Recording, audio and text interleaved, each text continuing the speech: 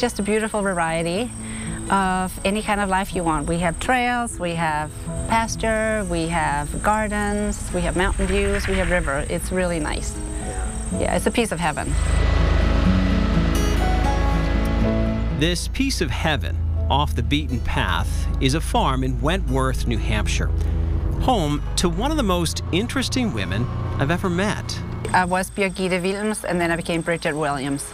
When I moved to the American people, here, and I was like, oh God. Birgitte Wilms goes by Dita. She's from Denmark, but has called this patch of paradise in Wentworth home for the last 20 years. Bella. Her daily life consists of caring for her 2 dogs and 20 horses, which graze in a field that looks ripped from a magazine cover.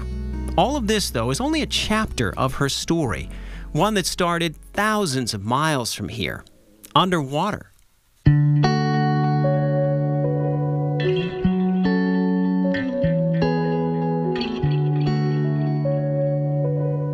It was as a child Dita first saw scuba diving on television.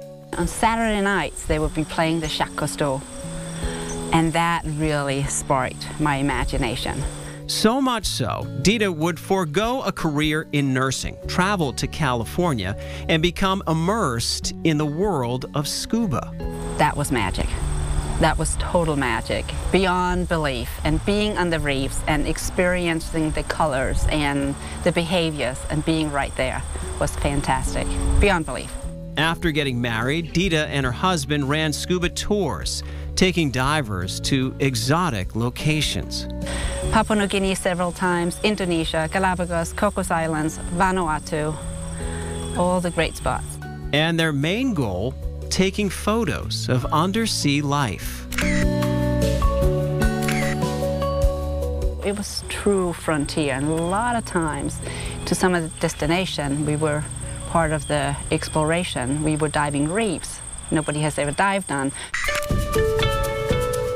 You can actually, with the luxury of time that I had, the animals would actually get used to me, especially the octopus and some of the other fish. You could almost semi-tame them a little bit by being there, and just be patient. This is an example of one of Dita's best pieces, I think. It's a blue starfish with a tiny little brittle star attached to it. Friend and author Paul Erickson is a fellow photographer. He remembers seeing Dita back in the days of film, wielding heavy equipment just to get the perfect shot. So this weighs about 15 pounds, but this is just part of the gear she would take underwater.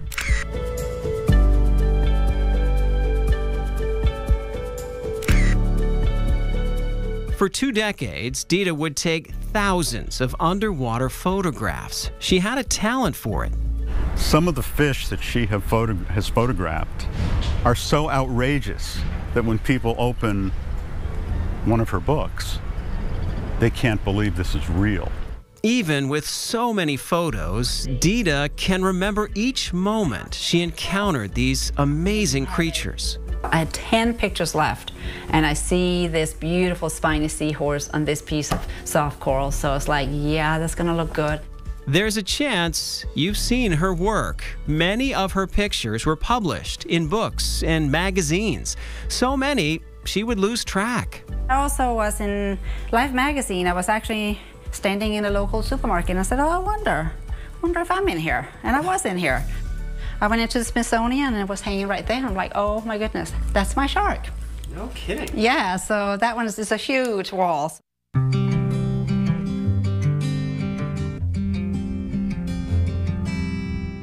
After years of traveling the globe for the perfect shot, Dita wanted a change. She wanted peace and quiet. She found this place. You know, plopped in 260 acres with beautiful nature and a beautiful river close to the national forest, trails, friendly people. Yeah, that's how I ended up here. In New Hampshire, Dita Wilms would take on her biggest role yet.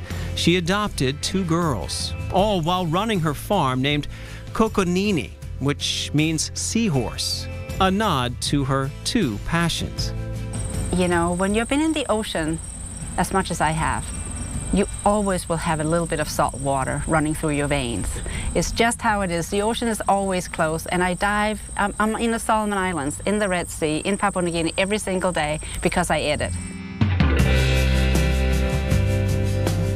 From her home office, Dita is on a mission to use her many photos for something new. These are my slides. These are after, it's only 25% of what I used to have.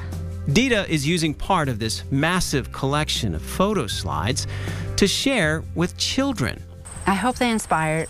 I hope they get drawn to the ocean. My books very much hold a space for them. She's putting together a series of books for young kids using ocean animals. This is my color book. This one I'm working on, scanning these. This is the white, black, red. There's the starfish. This project has been years in the making, mainly because Dita ran into a serious complication along the way. I went to Dartmouth, and from then it was like very obvious with the ultrasound that things were serious. A few years back, she was diagnosed with breast cancer. She would endure harsh treatments, beat the disease, and even write a book about her experience. I don't consider myself a survivor because I never considered myself not surviving. I just knew I was going to have a rough time, but I was getting through. While she may be landlocked these days, Dita is still taking photos and diving into her work.